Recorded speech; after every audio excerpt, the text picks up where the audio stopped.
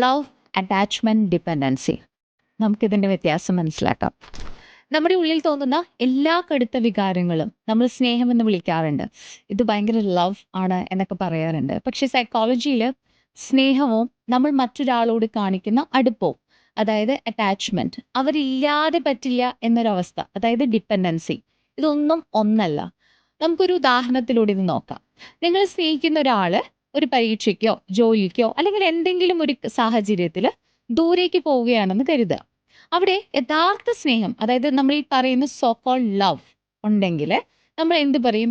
നിന്റെ കരിയർ എനിക്ക് വളരെ പ്രധാനപ്പെട്ടതാണ്, നീ നിന്റെ സ്വപ്നങ്ങളൊക്കെ തേടി അല്ലെങ്കിൽ പോണം, ഇത് നേടണം എന്നൊക്കെ പറയും. നമുക്ക് വിഷമമുണ്ടെങ്കിലും ഞാൻ നിന്റെ കൂടെ ഉണ്ട്, എന്നാലും നീ ഇവിടെ പോ എന്ന് വേണമെങ്കിൽ പറയും. അപ്പൊ ഇവിടെ ഒരു റെസ്പെക്റ്റ് ഉണ്ട്.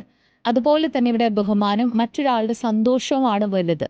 ഇനി ഇവിടെ അറ്റാച്ച്മെന്റ് ആണെങ്കിൽ നമ്മൾ ഇങ്ങനെയായിരിക്കും പ്രതികരിക്കുക. എനിക്ക് നിന്നെ വല്ലാതെ മിസ് ചെയ്യുന്നുണ്ട്, നിന്റെ ശബ്ദം കേൾക്കുമ്പോൾ മാത്രമാണ് എനിക്ക് സമാധാനം കിട്ടുന്നത്, പക്ഷെ നീ അവിടെ സേഫ് ആണെന്ന് എനിക്ക് തോന്നുമ്പോൾ ഒരു സമാധാനം ഉണ്ട്. ഇതൊരു വൈകാരികമായിട്ടുള്ള ഒരു കണക്ഷനാണ്, ഒരു ബന്ധമാണ്. അവര് നമുക്കൊരു തണലാണ്, പക്ഷെ ആ തണലെങ്കിലും ഞാൻ തകർന്നു പോയില്ല, നീ ഒരു ദൂരെയാണെങ്കിലും ഞാൻ ഓക്കെ ആണ് എന്നുള്ളൊരു ഫീൽ ഉണ്ട്.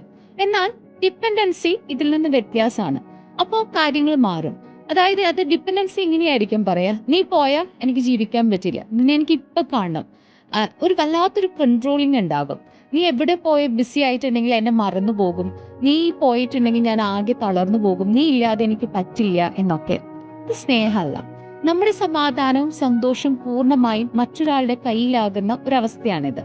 ഇൻസെക്യൂർ അറ്റാച്ച്മെന്റ് ഉള്ളവരിലാണ് ഇത്തരം തോന്നലുകൾ വരുന്നത്. ഈ ബുദ്ധമത പെർസ്പെക്റ്റീവ്സിലൂടെ ഇതിനെ മനോഹരമായി പറയുന്ന ചില കാര്യങ്ങളുണ്ട്. സ്നേഹം എന്നത് ഒരു മഞ്ഞുതുള്ളി പോലെയാണ്. അതിലൊരു നന്മയുണ്ട്, ആ നന്മ നമുക്ക് ഫീൽ ചെയ്യാൻ പറ്റും. എന്നാൽ അറ്റാച്ച്മെന്റ് ഒരു തടവറ പോലെയാണ്. അവിടെ എനിക്ക് നിന്നെ വേണം, നീ എൻ്റെ കൂടെ ഉണ്ടെങ്കിൽ ഞാൻ ഓക്കെ ആവുള്ളൂ എന്നുള്ളൊരു വല്ലാത്തൊരു നിർബന്ധം വരുന്നുണ്ട്.